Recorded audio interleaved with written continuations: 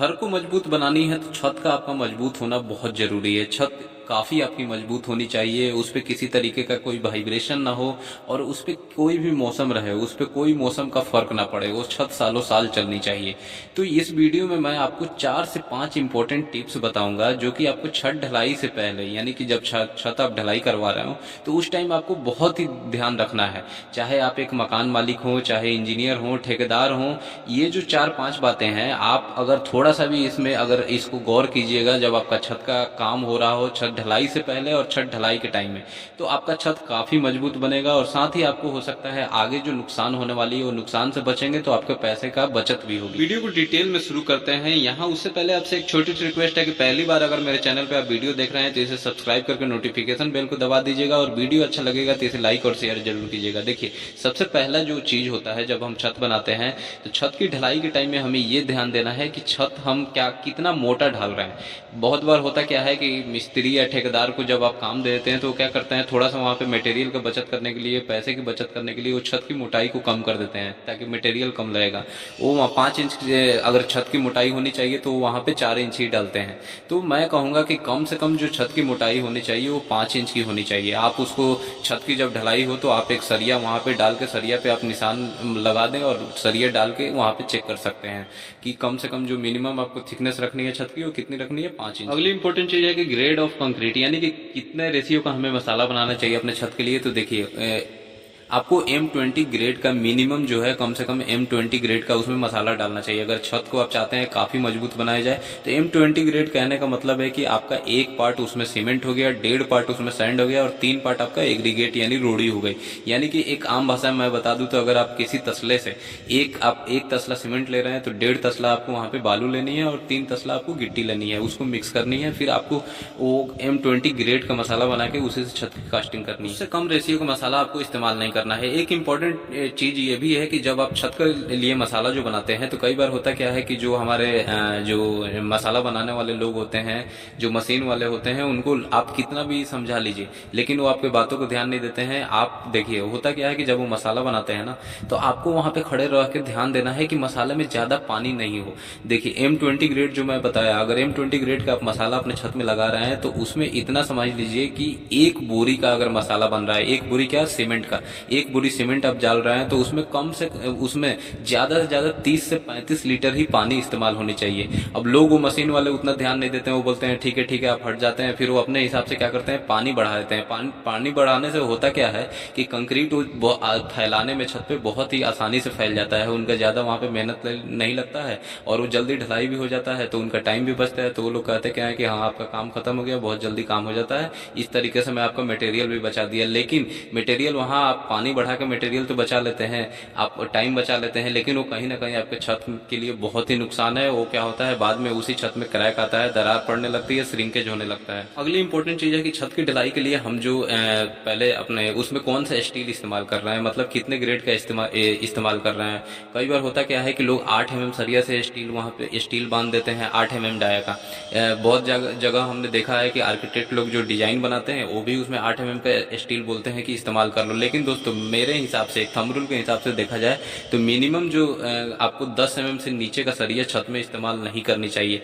10 mm का standard जो thickness होता है सरिया का, वो छत के लिए, स्ट्रेंथ के लिए बहुत ही अच्छा होता है। जो अगर आप डबल जाल में छत बांध रहे हैं तो आपको 10 mm का ही सरिया मेन बार और डिस्ट्रीब्यूशन बार दोनों में बांधना है। आप 8 mm सरिया ना ही बांधे तो बेहतर है। 8 mm का स्टील बांधने से आपका थोड़ा सा पैसा तो बच जाएगा, लेकिन छत की लाइफ है, हो सकती है वो आगे चल के थोड़ी सी कम हो जाए। एक और इम्पोर्टेंट चीज ये है कि जो सीमेंट, अब सीमेंट क्या है, मार्केट में अब अलग अलग तरीके का आजकल सीमेंट मिलने लगा है। बहुत सारी कंपनियां ऐसी हैं कि वो इतना हाव भाव दिखाती है कि ये सीमेंट इस्तेमाल करो तो छत को ये फायदा होगा और ये इस्तेमाल करो तो ये फायदा होगा, लेकिन उनके चक्कर में आपको नहीं पड़ना है। वो ब्रांड का अपना वो ब्रांडिंग करते हैं, वो क्या करते हैं कि बहुत सारे ऐड वगैरह करते हैं, दिखाते हैं, फिर वो सीमेंट का रेट भी बढ़ा देते हैं। आप मार्केट में जाते हैं 40 से 50 रुपए महंगे सीमेंट उठा के लाते हैं, फिर आप छत को उससे ढलाई करते हैं, लेकिन बाद में देखते हैं कि छत से पानी टपकने लगा, उसमें क्रैक आने लगा, या बहुत तरीके की शिकायतें आने लगती है। तो ज़्यादा आपको उधर नहीं जाना है। आपको सीमेंट लेने से पहले दो ही चीज़ आपको ध्यान रखना है। पहला तो ये आपको जानकारी होना चाहिए कि पीपीसी सीमेंट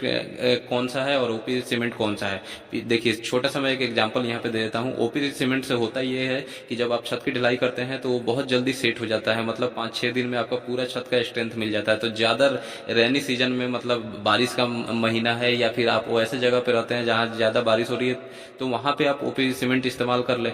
और नहीं तो नॉर्मल जगह पे हैं तो आप पीपीसी सीमेंट जो अल्ट्राटेक का या एसीसी गोल्ड हो गई, अल्ट्राटेक वेदर प्लस हो गया, या फिर आप पीएससी सीमेंट में जाना चाहते हैं तो लाफार्ज कंक्रीटो सीमेंट इस्तेमाल कर सकते हैं। ये जो सीमेंट है ये पीपीसी सीमेंट भी अच्छी सीमेंट है छत की कास्टिंग के लिए। ये धीरे धीरे 28 दिनों तक उसका स्ट्रेंथ गेन होता है तो छत इस तरीके से काफी मजबूत हो जाती है। और ओपीसी सीमेंट में थोड़ा सा ये दिक्कत होता है कि वहाँ छत में दरार आने का भी चांस रहता है। तो इसलिए मैं कहूंगा कि पीपीसी नॉर्मल जो सीमेंट मिलती है छत के लिए बहुत सारी, अल्ट्राटेक में आप वेदर प्लस सीमेंट ले सकते हैं, वेदर प्रो सीमेंट आती है वो आप ले सकते हैं। फिर आपका एसीसी गोल्ड भी बहुत अच्छा सीमेंट है छत के लिए। लाफार्ज कंक्रीटो सीमेंट इस्तेमाल कर सकते हैं, डालमिया डीएसपी सीमेंट इस्तेमाल कर सकते हैं। अगली इंपॉर्टेंट चीज होती है कि कवर ब्लॉक। जो आप स्टील बांध लेते हैं तो उसमें आप क्या स्टील के नीचे कवर ब्लॉक प्रोवाइड कर रहे हैं कि नहीं, जो बीम बांध रहे हैं छत में उसमें साइड साइड में और नीचे कवर ब्लॉक दे रहे हैं कि नहीं। कवर ब्लॉक आपको जो कम से कम, जैसा आप यहाँ पे देख रहे हैं 20 mm का, उसमें जरूर प्रोवाइड करना है। कवर ब्लॉक देने से फायदा ये होता है कि आपके सरिया और जो प्लाई होती है, जो सटिंग लगी होती है, उसके बीच में जो गैप एक बन जाता है, तो उसी गैप में आपका जो कंक्रीट का जो मसाला होता है, सीमेंट होता है, वो चला जाता है, तो वो वहाँ पे एक लेयर बन जाता है। और आप देखिए जहाँ पे कवर ब्लॉक नहीं दिया जाता है वहाँ क्या होता है, एयर वॉइड बहुत सारा आ जाता है। वो तो क्या होता है कि वो जो सरिया है आपके छत में वो डायरेक्ट मॉइस्चर के कांटेक्ट में आ जाता है, डायरेक्ट वेदर के कांटेक्ट में आ जाता है, तो धीरे धीरे वहाँ सरिया वो गलने लगता है, सड़ने लगता है, तो पूरा छत कमजोर हो जाता है और छत की लाइफ कम हो जाती है। फिर उसके बाद अगली चीज जो होती है वो होती है वाइब्रेटर का भी आपको बहुत ध्यान देना है। जब आप छत की ढलाई करवा रहे हैं तो आपको जो ये नीडल वाली वाइब्रेटर होती है ये आपको जरूर चलानी चाहिए, चाहे बीम हो चाहे छत हो, हर जगह वाइब्रेटर आपकी चलनी चाहिए। और वाइब्रेटर जो है आपको चलाते टाइम एक ध्यान रखनी है, अगर बीम में साइड साइड के छत में जो मतलब बिल्कुल साइड का एरिया है वहां पे अगर बीम में चला रहे हैं तो आप पहले चेक कर ले कि जो शटरिंग लगी है वो मजबूती से बंधी है कि नहीं, क्योंकि वाइब्रेटर ज्यादा चलाने से कई बार होता क्या है कि वो शटरिंग वहां से खुल जाती है तो आपका वहां पे छत जो है मसाला वो खराब हो सकता है। तो ये चीज आपको जरूर ध्यान देनी है। अगली चीज होती है कि शटरिंग। शटरिंग हम उसमें कैसा इस्तेमाल कर रहे हैं। देखिए शटरिंग क्या होती है कि हम प्लाईबोर्ड का भी इस्तेमाल करते हैं, एमएस प्लेट का भी इस्तेमाल करते हैं। तो शटरिंग हम जो भी इस्तेमाल करना है आपको देखना है कि जो प्लेट हम इस्तेमाल कर रहे हैं वो बेंड ना हो, प्लाईबोर्ड जो है वो बेंड ना हो। अगर बेंड होगी तो छत का लेवल खराब हो जाएगा, तो ये चीज आपको ध्यान रखना है। फिर वो प्लेट को और प्लाईवुड को रोकने के लिए हम क्या करते हैं, नीचे बांस या बल्ली वगैरह खड़ा करते हैं।